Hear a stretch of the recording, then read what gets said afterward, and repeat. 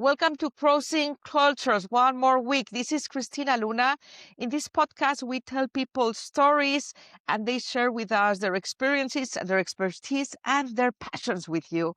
Today, I'm with somebody very special because she's a relative of mine, Lisa Rubiner. She is my cousin, and she used to live in the Navajo Reservation many years ago. How wonderful it is to find out her experience. What is that reservation from the inside instead of the outside? So, Lisa, welcome here to Crossing Cultures. Thank you for being with us today. Thank you for having me. It's fun to be here. Yeah, I am so excited to have you. You're such a passionate woman with so many stories, and I thought, let's share them with our people. I didn't know anything about it. Western movies are usually showing a whole different culture than what actually the majority of the Native Americans live in this country.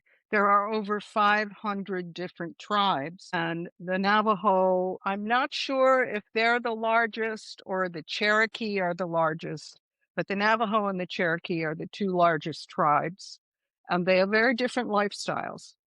Mm. Tell us a little bit about it, and then we can delve in how you started and what made you get into it. Made me get into it was a memory flash, actually. I graduated from college in 1975. The economy was awful. I wanted to get a teaching job in New York City or in Newark, New Jersey, somewhere I could serve the underserved. But there was no money, and thousands of teachers were being laid off at the time that I graduated. And I was sitting at my graduation dinner, and I had a memory of my family and I, who we had driven across the country. It was a thing that back when I was 7 years old, we drove from New York to California, and then we drove back on Route 66, and we were in New Mexico, and there was a grandmother by the roadside with her thumb stuck out. She was hitchhiking. And I said to my father, here we were in this big air-conditioned Buick. And I mean, it was a little crowded, but I said, pick her up. And he said, I can't pick her up. I said, why? I was 7. It's like, she needs a ride. Pick her up. As And simple as that. he pointed out to me that he had heard that grandmothers would go out and hitchhike, but their whole extended families were standing like behind, ready to pile in. And usually they were hitchhiking to pile into the back of a pickup truck. And sure enough, when we passed the grandmother, he told me to look, and there behind the billboard were like 9 people waiting for a ride.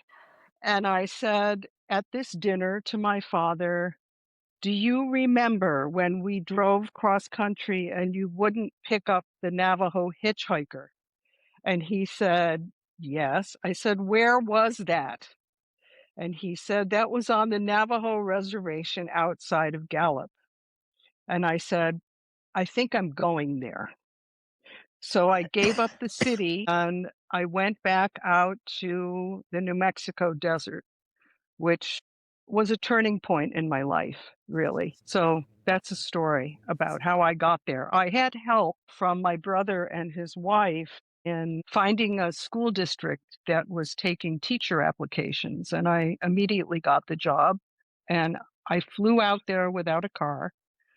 It was all new, and I No just cell went. phones there back there. Back then, no Cell cell. phones, Yes, 1975. nothing. No So cell phones, no computers. I ultimately got a car that wasn't air conditioned, but that was okay because we did have, we had pretty hard winters out there. But I taught in a public school in a Navajo village called Church Rock. And Church Rock is northeast of Gallup, New Mexico, which is semi-famous as a difficult border town. A lot of crime, a lot of alcohol, but it was a pretty fascinating place. I have some fond memories of Gallup. I also have some horrific memories, but when I tell us look some of back on, each. Yeah, of course. I mean, it was a wake-up call in a lot of ways. I mean, we all had our own sort of difficult family situations, but I grew up in the suburbs, relatively wealthy, protected from, a lot of the reality of the world. Gallup was the first time I'd seen a dead body on the street, which was some elderly man who had died of exposure overnight. But I didn't really experience a lot of horror and violence. I think the town has, uh, it's seen better days. It's when I was there, Route 66 was still the route that people took going from east to west and west to east, and it went right through the center of town, and so there was a lot of, retail activity, Indian jewelry, Western wear, like culturally a part of the West. But then Interstate, um, Interstate 40 opened up a bypass so that it wasn't necessary to drive through Gallup anymore, and that hurt the town economically. So that was years ago. I know it's one of the biggest reservations, and it takes over 3 states, right? It goes across 3 states. Yes, it is northwest New Mexico, northern Arizona, all across northern Arizona, and part of southern Utah. Mhm. It's, bigger than the state of West Virginia. It's very sparsely populated because this was a desert shepherding culture. I mean, the Navajo homesteads raised horses and sheep, which takes a lot of territory. So there was a lot of distance between neighbors. I don't know if any of the audiences have been to like Santa Fe and the Pueblos, where the Pueblo communities live in towns, almost like apartment buildings. They live very close to each other. The Navajo live very, very spread out. If want to compare it to,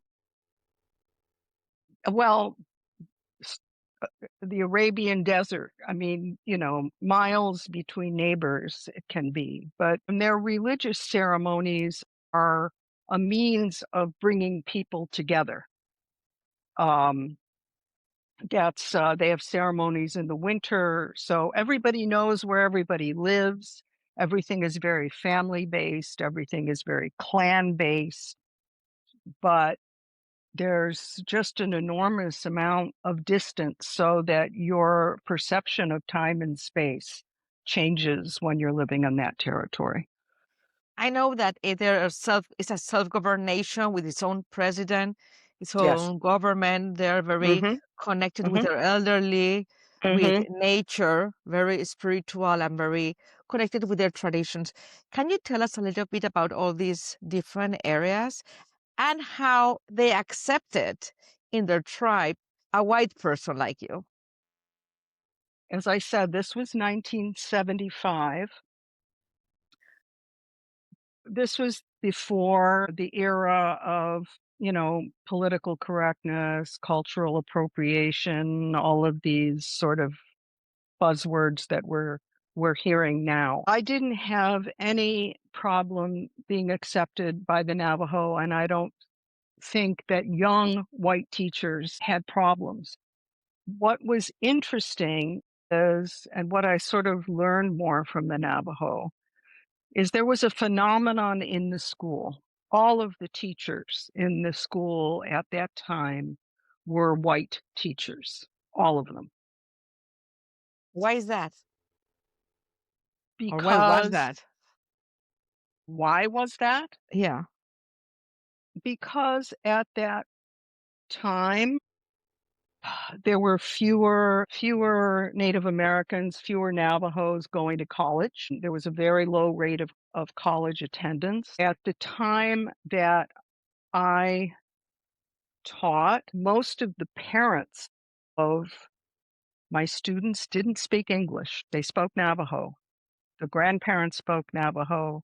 The children came to school speaking Navajo. So I later worked for an organization that develop bilingual education for the reservation. This is all changed now. Now they're working hard to try to preserve the Navajo language at all. It's like only the old are speaking it regularly, and the younger people are speaking English.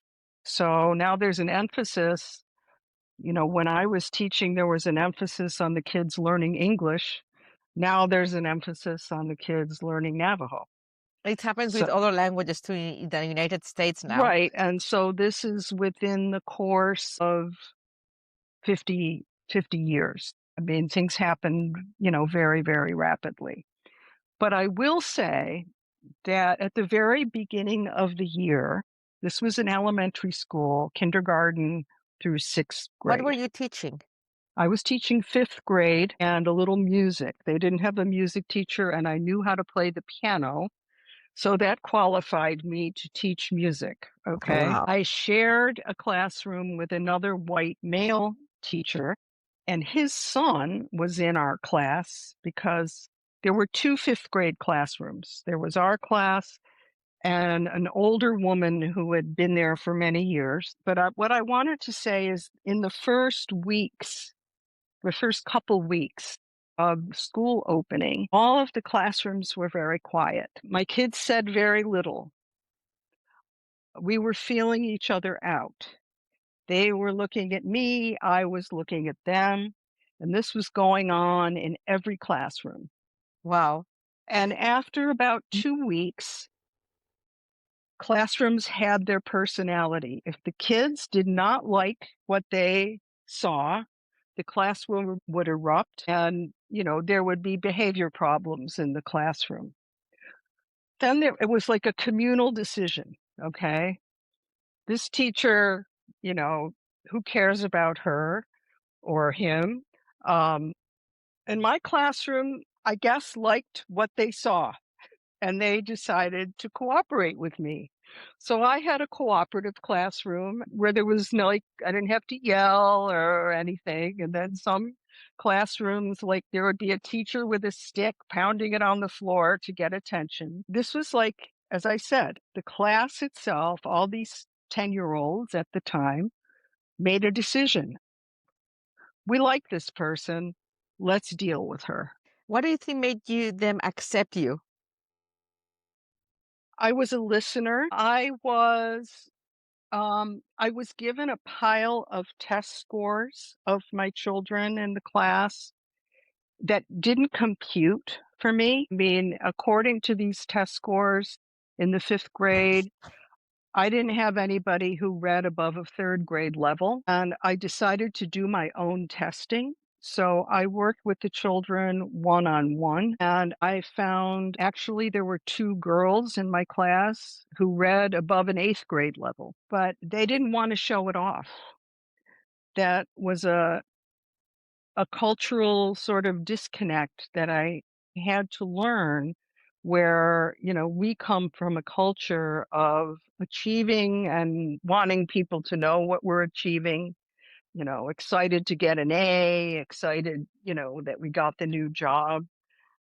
We had the opposite here. Nobody wanted to stand out. You What do you didn't think is want to, that? it's part because it's a very sort of meditative culture. And the landscape, the geography, the vastness of the landscape, the remoteness of the landscape sort of fosters a sort of meditative view of the world, not a competitive view of the world. And in fact, anyway, the old Navajo culture, it was considered evil to accumulate too much. Hmm. If somebody accumulated too much, had too many riches, they were considered suspect. So with my children, I had kids who could do math. I had kids who were good readers, but you wouldn't know it from the test scores that when they all took the tests together, it was working with them individually. It was like, giving, a girl a copy of a newspaper article and saying, "Can you read this aloud just to me? I won't tell anybody," you know? And I heard it read. I asked a question. It was understood. So, what do you do in that situation where you have so many different levels, like every child almost being in a different level? I learned who the best friends were. I paired the friends together. I would ask the person with the higher like reading ability to help the person with the lower reading ability. Same with the math. And I actually put each child on a different contract of what their goals were for the week. I sort of individualized the education, and And it that, I worked mean, out. yeah, it did. It worked out. For how long did you work there? I was only in that classroom for a year, and I actually got a different job in Flagstaff, Arizona as an editor of a small publishing company that published books on Native culture. And I sort of went more in depth into the study of the culture. And then I was hired by an organization out of Albuquerque that was writing curriculum for the Navajo schools. So you were really immersed in the culture. Yeah. What about the language and some of the traditions? I know that the Navajo language is kind of very vegan still, and it was used in World War II through the Navajo code talkers. The Navajo code talkers. I think Yes, there's still like two of them who are alive. Navajo is probably, I think it's considered the most difficult language in the world, if not, I mean, it's certainly one of the most difficult unbreakable languages in the codes, world. right? Well, yeah, what they did was, so if there was a word for cat, I mean, the letter C, cat, okay? They would use the Navajo term for cat for the letter C, which was mosa, okay? So there was no way for anybody to break the Nobody. code because the language has absolutely no connection to any language that anyone would be familiar with. It's an Athabascan language. Athabascan is the root, and you can see the traces of Athabascan from coming over from the Bering Strait. Alaska is Athabascan, Athabascan follows south. The Apache is Athabascan. Navajo and Apaches can sort of understand each other. But then you have all these other tribes in New Mexico, like all the Pueblos. There's no relationship whatsoever between the language that the Pueblos speak and the language that the Navajos How was speak. that relationship between the different tribes? Also, they were remote. You see that the Cherokees are very different, were very different. How did they like relate with each other and with the white people? How did they relate with each other? They were fine. There's a lot of intermarriage. I mean, the Navajo were not a warrior culture. They were in the past raiding. They would raid. They would like steal animals, and they would, you know, they had a reputation as raiders, and the U.S. government considered them a problem to the point because of the raiding, because of the interference with the white ranchers coming in, the Mexican ranchers coming in. And I think a lot of Americans have heard about the Trail of Tears, where a number of tribes on the East Coast were kicked out of their land and they were relocated to Oklahoma and to Tennessee. The Navajo were rounded up by the U.S. cavalry and Kit Carson, and they were marched to a concentration camp. This was in the 1860s. That's They were tough. marched to a concentration camp hundreds of miles to southern New Mexico to a place called Bosque Redondo, which was literally a concentration camp. And They lost probably half the population there because they were going to teach them the white way to farm, and all the land didn't accept that kind of farming. So there was starvation. And ultimately, the US government saw that this wasn't working. They thought, oh, the population is reduced. So they formed a treaty with the Navajo chiefs, Manuelito, and they went home. That's a big difference between the Plains tribes, the Cherokee, the Osage. They were Those tribes were sent to a territory. They were told where they could live. The Navajos were sent back to their own homeland, and the Pueblos were never removed from their homeland. So the continuity of tradition is very strong. And about traditions, how did you embrace or how did they let you into those traditions? Can you tell us some about them? And what were the challenging things for you? I had a wonderful Navajo aide, a classroom aide, and I asked her to monitor me, to let me know when I was doing something that wasn't culturally acceptable. Like, what did you do? Something that Well, for wasn't acceptable? example, Would okay, love to so hear that.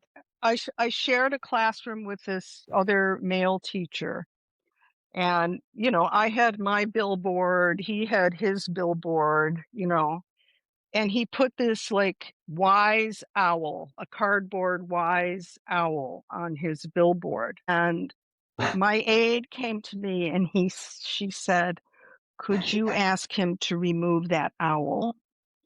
Because with the Navajo, the owl is a death omen." So it wasn't the wise old owl. It was, a symbol of foreboding and danger and death.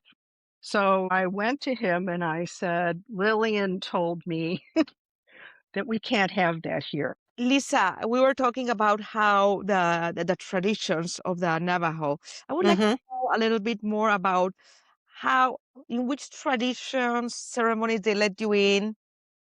How did you embrace them? What was the most impacting thing for you in different ways? And how they see our traditions of the white people?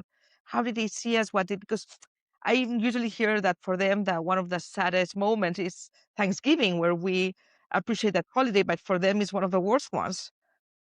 Well, I don't think they think about it that much. I think those are like Eastern tribes, and that's like a relatively new thing. Hmm. I didn't feel boundaries. I was invited to ceremonies, and it was interesting. In the wintertime, there's a ceremony called the night chant, which is a healing ceremony. There's a hogan, which is like an octagonal dwelling where the medicine man um, is sitting with a patient and creating art around the patient to bring the patient more in balance, with more in harmony. And again, the ceremony takes place all night long, and it's usually in a remote area. And I got in my car and I drove on a road, and I remember my car got hung up on the sand while I was driving, and this Navajo guy in a pickup truck saw that I was stuck on the sand. He honked at me. He, did like 1 minute, 1 minute. He pushed me out of the sand and he drove on and he waved at me, and, he freed me from the sand, and I continued driving. I didn't even get to thank him. Okay. And I parked in the parking lot, and there were all these fires around the area where the dancers were. The dancers are called Yebache, and they chant. And there were families, and they were wrapped in their blankets and their jackets, and they were drinking coffee, and they were eating homemade stew. And families called me over and welcomed me and fed me. And again, this ceremony goes on all night. And then at dawn, everybody takes corn pollen and throws the corn pollen at the dancers as as they leave. And here I am, a Jewish woman. I don't have any corn pollen. I was given corn pollen to throw, and a man standing next to me said, "Which tribe are you?" And I said, "Cohen." I mean, I just came up with the name of a Jewish tribe, and he was like, "Oh, okay." And another time I was in the parking lot. I was getting something from my car, and a young Navajo man came up to me and he said, "I wonder if you'll tell me what's happening at this ceremony." He was taken away from his family at a very young age by the Mormons, and he Wow. was sent to a Mormon school in Utah. And he told me that. He said, "I'm trying to make my way back, but I'm confused." And I said, "I'm also confused. I'm just learning, but, we can watch this together. And maybe some family will ask you to join them." And that's what happened. How do you see the evolution of the people from then to now, and what do they embraced of the white culture? Um, I think that the evolution is that there really isn't a lot of opportunity, occupational opportunity on the reservation. So more are leaving. There is like a Navajo technical college where they're embracing computers, they're embracing AI, very into social media. I have actually connected with an old student in the school through Facebook. Wow. Yes, very big on TikTok. The whole social media environment is very much there. As I said, there's the language. It isn't as vibrant as it was. Most people are speaking English. There's much more opportunity for Navajo students to go to college. There are now private schools. There's a school called Navajo Prep, which is a college preparation school. I mean, these are some of the positive things. There are negative things like diet. Genetically, the fast food diet and the Navajo are a very bad match, and it's a cause of rampant diabetes. There is, there was a lot of uranium mining on the reservation, so there were abandoned uranium sites and radioactive material leaching into the groundwater, which has caused more incidents of kidney cancer. I lived in a town called Church Rock. I left in 1976. In 1979, there was a uranium mine up the road, United Nuclear. Their dam burst. It was the worst nuclear disaster in this country. Nobody knows about it. It polluted the river. It polluted the wells. It destroyed livestock. The governor of New Mexico would not ask the federal government to declare a federal disaster because natives are at the bottom of the totem pole, as And it still were. are. Everybody heard of 3 Mile Island. This had taken place at the same time. 3 Mile Island was nothing compared to what this disaster did. And it didn't make any headlines because it was happening to people that it's like there was no awareness, absolutely no awareness about them. How did this situation evolve or get resolved? I don't think it ever got resolved. For a while, they delivered water and then they stopped. Eventually, I think the EPA declared it an emergency cleanup site, along with many, many uranium mines on the reservation. The Navajo were getting revenue from uranium. They were getting revenue from coal. Coal mining stopped. Uranium mining stopped. So what I would say is, I mean, as awful as it is to work in these mines, Hmm. And there was more employment when there was mining. When the mining went away, the employment went away. So by necessity, people have to leave to earn a living. So how is the situation today? Do you think it's evolving back to preserving the traditions, the cultures, those reservations? Is I, there a balance? Or I think there's a lot more despair. I don't know. COVID was what, 2020. when The Navajo were on the national news. Sean Penn went to the Navajo because the situation on that reservation was so dire. Why was it so dire? Well, you had the hitchhiking grandmother, okay, that I told you about when I was 7. Hitchhiking is still a way to get around. I mean, not everybody has a car. So people would pile into cars and go to the grocery store. They got sick because they were piling into cars. The the Indian health system wasn't set up to handle that. So, GoFundMe sites, Sean Penn raised money. I mean, it took a lot of a lot of the population died. There were what are they called? Super contagion events, like revival meetings, things like this, where so many people got sick. Right now, I think they just won a case on a water rights. I think they got some water rights back. That was always a battle with the federal government. So there's a little bit of positivity there. There was a wonderful charity called Dig Deep, which I was giving to regularly, that helped families get running water, that would dig and put in cisterns and put in sinks. And I think when people go to the reservation, they're so astounded by the beauty. It's so beautiful, but they don't realize how hard it is to live there.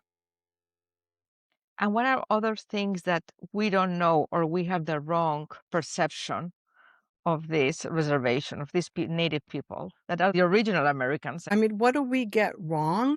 Something you brought up in the beginning. I think people tend to, lump all Native Americans into one, big, uh, big pot. And they're the teepees and the buffalo and, the Plains tribes. They don't understand that they're all very distinct people it's like, you take as a Catholic the same as a Quaker. They come from different genetic places also. I mean, they're not one people.